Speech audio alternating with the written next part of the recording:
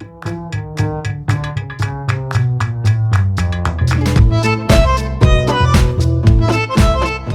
and welcome to FDTV.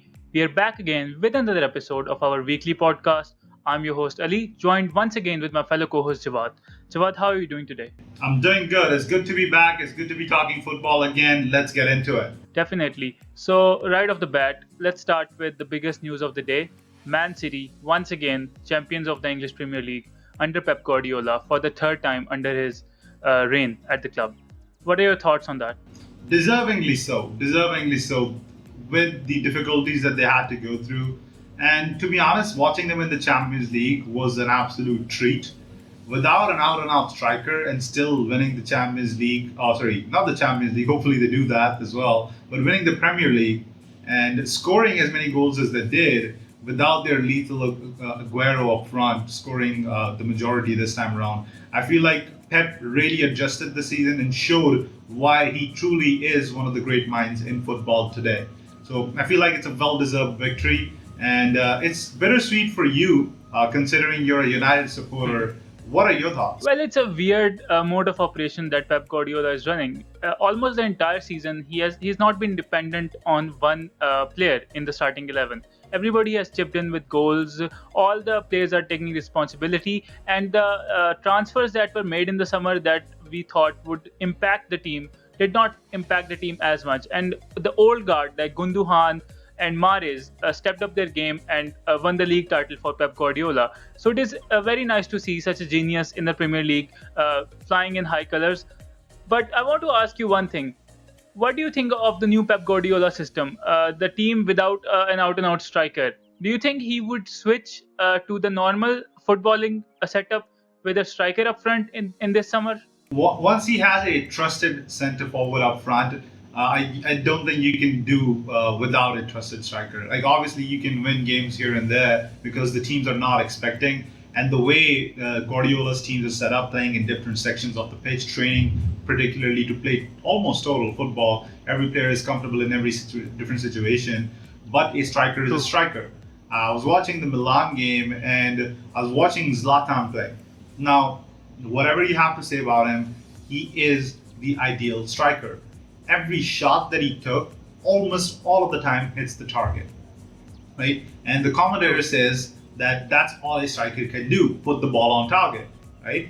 And that's what was missing. So if you watch the PSG City game, you would have noticed the amount of chances they were creating. With a striker up front, they would have really taken advantage of it, right? So, for example, the goal that De Bruyne scored, right? It was essentially just chipped into the box for someone to attack it. It just happened to go in, right? It was one of those balls which was very dangerous up front. Now, if you have a striker and let's say the ball was going wide, they would have latched onto that. And that's what's missing with City. And let's analyze the squad and the performances throughout the season. It's match week 34 right now, and 12 goals for Gundogan makes him the top scorer for Man City this season. Not a lot, but enough to give him credit to be the best player for Man City in the entire season. And 11 assists for De Bruyne so far. So who's your player of the season for Man City? I have always underestimated Gundogan. I said it previously as well that I feel like once a complete setup is put in place, Gundogan does not belong in the starting 11 of City, and he proved me wrong. He proved me wrong by being an absolute magnet in midfield. Everything was going through him, and he was dictating play. And what else can you say about De Bruyne? The guy is a magician. He's a true footballing genius, if there ever was one, and a complete and total midfielder, comfortable over the ball, and stylish. He glides over the ball. True. So if I were to pick one, based on my saying last time, I think Gundogan is the player to go, and I feel like he really stepped up his game this season. What do you think? About De Bruyne, when the Premier League is over and he moves to a different club or he retires from the Premier League, only then everybody will realize how special he was.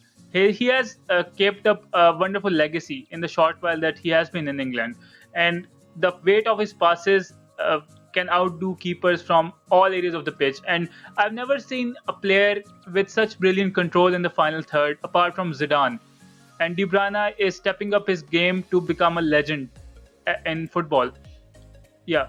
And when it comes to the player of the season, I think it's very difficult to come up with one for City, because in the first 12 odd games, I think Joao Cancelo was the star man. He was driving at both left back and right back positions and chipping in with goals and assists and wonderful crosses.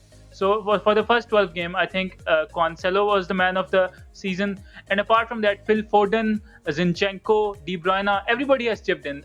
It's hard to pick a out and out winner for the player of the season, but Gundogan is a very nice shout. Apart from that, I want to ask you, who has been the underrated performer for City? It sounds ridiculous saying that he's underrated considering what he has done now, but Yeah. just try to think about it 6 months ago. Try to think about it 8 months ago. People did not even know who Phil Foden was, right? People knew of the Mbappes and Haalands of the world, but no one was talking about Foden. And I'm going to say this moving onwards, the top three players in the world are going to be Haaland, Mbappe, and Foden. Foden is a truly special, once in a generational talent that England's gotten hold of.